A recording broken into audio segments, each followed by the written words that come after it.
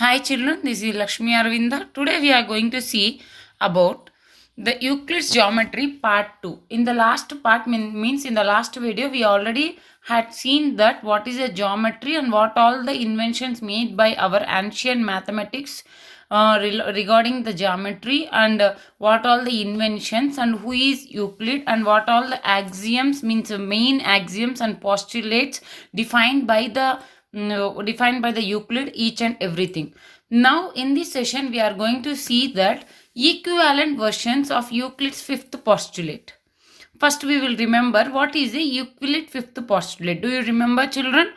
Euclid fifth postulate will state that if any two lines it is there, two lines, if some other line is passing through the two lines, then whenever it is passing through the two lines, it will form some angles with the two lines. No, if we will add both the sides of that passing line, both the sides, if we'll add the angles, which side we will get less than 180, that side only the two lines will meet. That is our Euclid's fifth postulate. For that children, after that, so many mathematicians try to give different versions of their own versions for the fifth postulate. Here we are going to see one of the version, that is John Playfair. He is a Scottish mathematician. In 1729 he given one of the, if we'll take any line L and if we'll take any point P, then if we'll take one point, many lines will pass through that point, no? But we can see that, we can observe that only one line which is passing through the P and will be parallel to the line L. This is the one of the version given by the Scottish mathematician John Playfair. What is that means? Again, I am just revising. If we'll take any line L and any one point P, then there will be many lines which is passing through the P. But we can see only one line passing through the P and will be parallel to the line L. And this will be stated in one more way. What is that means? Two intersecting lines. Intersecting line means which will intersect at one point. Two intersecting lines cannot be parallel to a same line. Two intersecting lines, if we'll take, the two intersecting lines will be having a different parallel lines each. They cannot be a parallel to a same line. Now we'll see two questions we are having in exercise 2.2. In that, first question is homework children. Second question I am showing here. What is that means? Does Euclid's fifth postulate imply the existence of parallel lines? Explain. Here, existence of parallel line means, first, what is a parallel line? Which will not meet at all. So, here, by using a fifth postulate, can we explain these parallel lines? Yes, children. What the fifth postulate is saying, if we will add one side of that passing line, whatever the passing line, here if we'll take M and N, both the lines, and L is passing through that M and N lines. So if we'll take one side of that line, angles, sum of angles 1 plus 2, if it is a less than 180, then the lines will meet. If it is equals to 180, it will not meet, no? In a same way, one more side also, if we'll take the sum of the angle should be less than 180, then only it will meet. The lines will meet. But if we'll take parallel lines 3 and 4, 180 degrees. So it is not a less than 180, so it will not meet this side also. So by using this fifth postulate, we can state that both the sides, the angles, if it is 180, which is not less than 180, then lines will never meet. However, how much if we'll extend also, then lines will never meet. So automatically it is stating that parallel lines. Now, our next chapter children, chapter number 3. Here in this chapter we are going to see lines and angles. What is that? Lines and angles.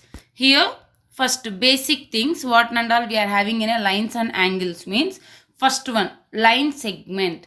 Line segment means first actually we are having a point, children. What is meant by point? We already seen in the last video. What is meant by point? There will be a no width and no length. Okay. Next, line segment. Line segment means there will be no width, only the length, and particular length means there is a starting point and there is a ending point. That is called as a line segment. Ray.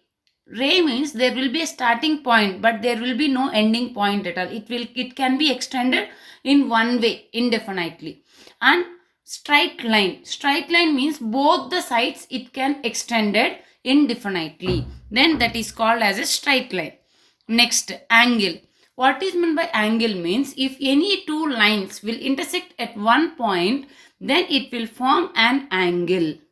Here we can observe that AB line and CD line will intersect at the point O. And here we can observe four angles are formed.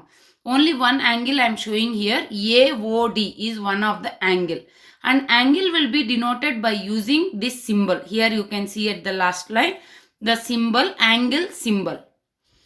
Now, measurement of an angle. After forming an angle, based on that measurement, here we are having mainly 5 types. And even we are having 2 more types also, that is zero angle and complete angle.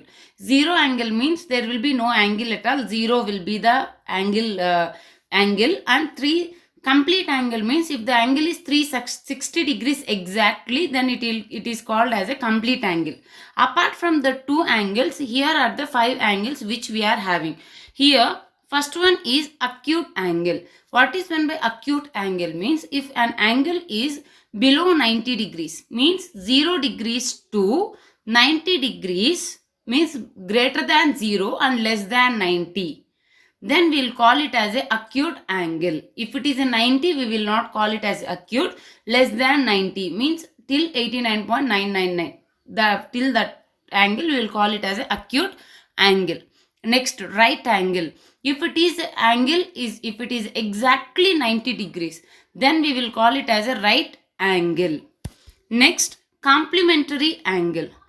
Why I am saying actually complementary is not a type of angle. Why I am saying next to the right angle means if it is exactly 90 degrees, then we will call it as a 90 degrees right angle. No. Now complementary angle and right angle is having little bit relationship. What is that means? If any two adjacent angles means side by side angles if we will take and the sum is 90 degrees. If the sum is 90 degrees, then that angles are called as a complementary. If the sum of two angles is equals to 90 degrees, then we will call it as a complementary angles. Next, obtuse angle. Obtuse angle means if the angle is in between 90 and 180. Means it should be more than 90 degrees and less than 180 degrees. Then we will call it as a obtuse angle. Next, reflex angle. If an angle is more than 180 and less than 360 degrees, then we will call it as a reflex angle. Okay. Next, straight angle. When an angle is exactly 180 degrees, then we will call it as a supplementary angles. Here if you will see AOB is a supplementary straight angle. If an angle is exactly 180 degrees, then we will call it as a straight angle. And supplementary angles is not a type of angle, but it's related to the straight angle. That's why I am writing here. That's why I am showing here only. What is that means? If the sum of two angles is 180 degrees, then we will call it as a supplementary angles. Complementary means sum of angles should be 90. Supplementary means sum of angles should be 180. Next, adjacent angles. Adjacent angles means if the two angles should be side by side, means should be shared by a single arm, a common arm, and should be formed by using a common vertex. Then it is called as adjacent angles. Angles should have a common arm. Here if you will see children, BOA and AOC are adjacent angles. And what I am saying, that both should form by using a common vertex and common arm. Here, which is the common arm, common hand? OA, which is related to both the angles BOA and AOC. For both the angles, the common line is, common arm is OA and common vertex is O. So we will call it as a BOA and AOC as adjacent angles. Next, vertically opposite angles. Very, very important topic, children. By using this topic, we will be solving many sums. Not only in this class, next class, each and everywhere you will be seeing vertically opposite angles. Okay, what is this means? If two angles will intersect at one point, then the angles will form, four angles will form. Then the opposite angles which will form is called as a vertically opposite angles. Here what and all is a vertical opposite angles means, here O is the point and B and D is vertically opposite angle. Here X ray and Y ray, X line and Y line is intersecting at the point O. And what all the four angles is formed means A, B, C, D. In that, which is the opposite angles? B opposite angle D, A opposite angle C. Now we will call BD as a vertically opposite angles and AC is a vertically opposite angles. And one of the important point what we have to remember means, always the vertically opposite angles will be equal. Very, very important. Always the vertically opposite angles will be equal to each. Means here B equals to D, A equals to C. Next, intersecting angle. Here, intersecting and non-intersecting angles. Whenever we'll take, what is meant by intersecting angles means, if the two lines will intersect at a unique point, means single point, one point, then we'll call it as an intersecting point. One more is non-intersecting point. If the two lines will not meet at all, how much you will extend also, the lines will not meet at all. That is called as a non-intersecting angles. This is also called as a parallel lines. Next, children, linear pair of angles. What is meant by linear pair of angles means, did you remember the supplementary angles? Yes. The supplementary means if the two angles sum is 180 degrees, then we'll call it as a supplementary angles. That angles may be any angles. But here linear pair of angles means, if any two adjacent angles, if we'll add the two adjacent angles, we will get 180 degrees. Means if any two adjacent angles will gather, means will make a straight line, straight angle 180 degrees, then the two angles is called as a linear pair of angles. Here if you'll see, A and B are both two adjacent angles, and if we'll add A and B, we will get a straight line which is 180 degrees, straight angle. So this A and B is called as a linear pair of angles. Next, children, here we will see axiom 3.1. What is that means? If any line stands on a straight line, if any line stands on a straight line means it will be having 180 degrees, no? If any line will stand on that straight line, it will cut that angle into two adjacent angles. And you will get that sum of adjacent angles again, it will be a 180 degrees, no? That is only stated in a axiom 3.1. What is that means? If ray stands on a line, then the sum of two adjacent angles so formed is 180 degrees. Now, can you please recall that last statement? What is that linear pair of angles? That is only stating here. What is that means? If two adjacent angles is 180 degrees, that angles is called as a linear pair of angles. Next, axiom 3.2. This is also little bit similar to the axiom 3.1. What is that means? If the sum of two adjacent angles is 180, then the common arm of angle form a line. The common arms of a non-common arms of an angle form a line. Here if we'll see, if two adjacent angles, here only we are having BOC and AOC, two adjacent angles, the sum is 180 degrees. No. Now what is the non-common arms here? OA is one of the non-common arm, means which is not common for both the angles, and OB is one of the non-common arm. Now, these non-common arms will form a straight line. Is it forming? OA and OB is forming the straight line? No. That's what the axiom 3.2 will say. Now, we will take the two axioms together is called as a linear pair axiom. Okay. Now, we'll see theorem 3.1 children. What is the theorem 3.1 means? Here that axioms and all it is there, no children. Why we are discussing that and all? Actually, the axioms and postulates are the statements which are true without any proof. And we will use that axioms and postulates to prove something. Okay. Now we will see theorem 3.1. Here, what is that means? Just now I discussed about vertically opposite angles. What I told you, if two lines will intersect at one point and there will be four angles will form and two angles will be opposite to, two pair of angles will be opposite to each other. And that pair of angles will be equal to each other. So that is only we are going to prove here. If two lines intersect at each other, then vertically opposite angles are equal. Now we are going to prove this. What is that proof means? In the statement above is given that two lines intersect each other. So let AB and CD are the two lines intersecting at point O, as shown in the figure 3.8.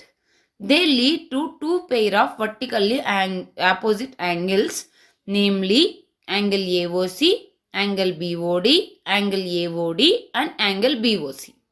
Here they are just explaining about the figure here, children. What they are saying is, we first, if you want to prove, that means we want to show some vertically opposite angles, no? So to form that vertically opposite angles, now two lines are intersecting here. What are the two lines means? AB and CD. And what is the intersecting point means? O. Whenever it will intersect like that, it will form four angles. Four angles means two pair of opposite angles. What are that angles means?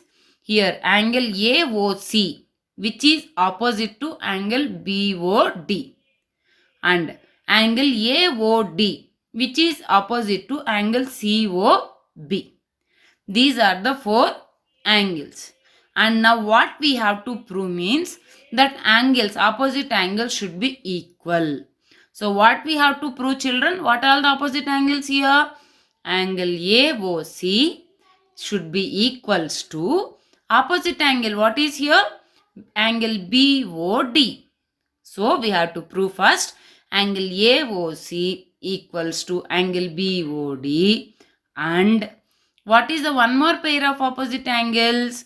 Angle COB should be equals to angle AOD. Okay. So this is the what we have to prove. Now children, take. Now ray OA stands on line CD, isn't it? If we'll see, leave the AB full line just to take the ray OA, which is standing on the straight line CD. Now if it will standing on a straight line CD, remember axiom 3.1, what it is stating? If any ray is standing on a straight line, then the adjacent angle sum, it will form two adjacent angles. The sum will be 180, no? So what we can write now? Therefore, angle AOC and AOD, both are adjacent angles. The sum will be how much? 180 degrees. So what we can write?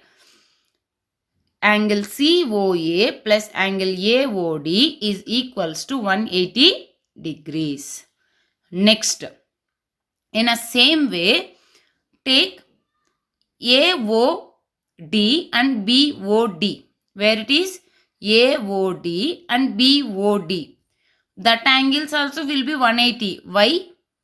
Again, if we'll observe, AB is a straight line and OD is a ray lying on a, means falling on a, stands on a AB straight line. So again we are having two adjacent angles. So for each and everywhere we can take like that, no? So again for the AB line we can take that angle AOD plus angle BOD is equals to 180 degrees. Okay, now from 1 and 2, what we can write? Both also 180 degrees, no? So we can write that angle AOC means right hand side is 180 degrees. So left hand side we can equalize 1 and 2 statements. So I am going to equalize the left hand side. That is angle AOC plus angle AOD is equals to angle AOD plus angle BOD. So both the sides AOD it is there. We can cancel it. Yes, cancel that. Now what is the leftover thing? Angle AOC is equals to angle BOD. Now is that the statement we have to prove, children? Yes, see here. What we have to prove means the first one is angle AOC should be equals to angle BOD. That's what we proved. In a same way, we can prove one more angle also. Okay, I hope you understand. Next, we will see some sums which is in a exercise 3.1, not some sums, only one sum I am explaining in this session because of the time being. Then one more sum I am giving as a homework for you. Please do it. Now see the 3.1 first sum. In figure 3.13, lines AB and CD intersect at O. Carefully see that which are the lines and which are the rays. That is very, very important. What are the lines? AB is one line and CD is one more line, and which is meeting at the point O. And if angle AOC plus BOE is equals to 70 degrees. Angle AOC plus BOE. Here OE is a ray. Okay, falling on the line AB. Standing on the line AB, and CD also it is standing. And the sum is 70 degrees it seems. Next, angle BOD is 40 degrees. Angle BOD is 40 degrees. Find angle BOE and the reflex angle COE. Now we have to find angle BOE and angle COE. Now if we'll see, children, here first, what is the given information means? Angle AOC and BOE. This angle and this angle they given. The total is 70 degrees it seems. And one more angle they given is BOD. This angle here. Okay. Now if we'll see, BOD is 40 degrees means this angle is 40 degrees. Then we can take this angle also 40 degrees because vertically opposite angles are equal. If this angle is 40, the sum of these two angles, this angle plus this angle is 70. If this is 40, then automatically what is the one more angle? 70 minus 40. That is 30 here. Okay. Now come for the next explanation. Here if we'll see, children, first what they given is